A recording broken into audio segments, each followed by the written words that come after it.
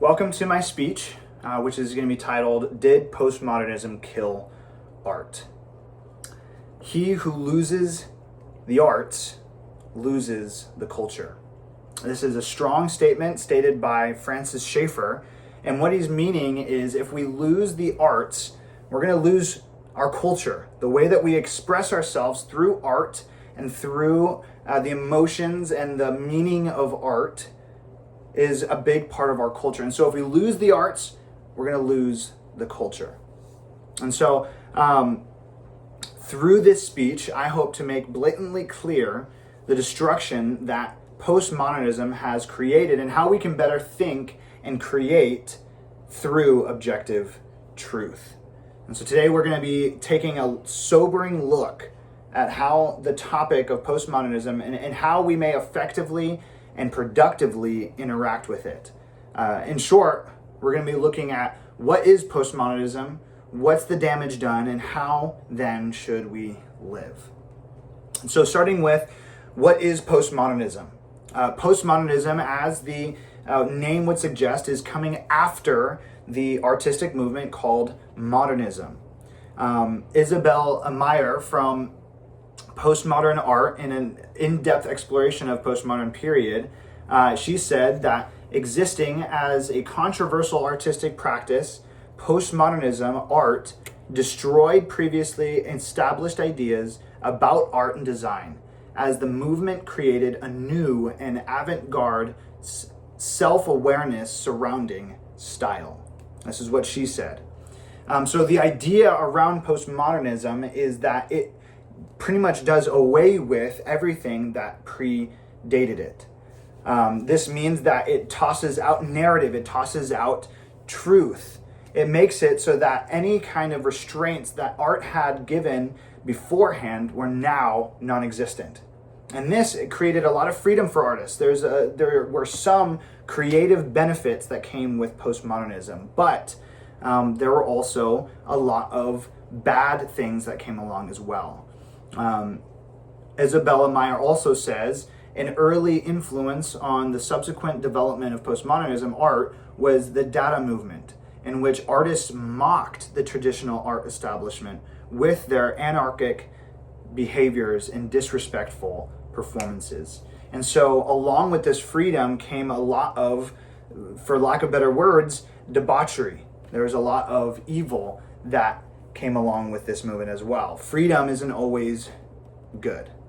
And so going on, we have to ask ourselves, what's the damage that's been done by postmodernism? Eric Wayne, from Eric Wayne, an art expose, he has an article called How Postmodernism Has Worked Against Us. And he says that postmodernism made one powerful insight and one terrible mistake. The former has been forgotten and the latter accepted as an unassailable truism, especially in the art institution. It identified the underlying fictional narratives of modernism and Western civilization, saw through the narrativity itself, but denied any objective reality. And so he's seeing, along with the rest of culture that looks at postmodernism objectively, that they not only said, hey, we don't have to be in the same narrative always, which is true, but they tossed out all narrative and truth along with it. Eric Wayne also says, they have gone too far in claiming objectivity to be just another form of subjectivity and no more valid than any other way of interpreting the world.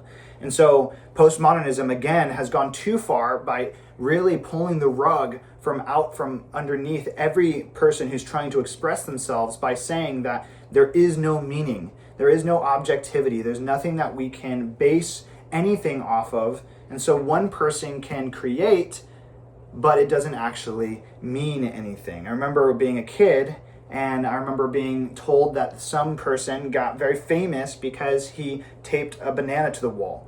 As a kid who really loved art and who really, really wanted to do well in art, this was super confusing. I did not understand postmodernism, but as I've gotten older and as I've gotten to understand it, I understood perfectly. this man had gotten rid of meaning. There was no meaning to his art except for whatever the person looking at the banana taped to the wall wanted it to mean. And so, generally speaking, there's nothing being said. There's just interpretation, and a free range interpretation at that. And so it seems kind of hopeless. What do we do now? And so this is where we come to what Francis Schaeffer would call his 4 standards of evaluating art.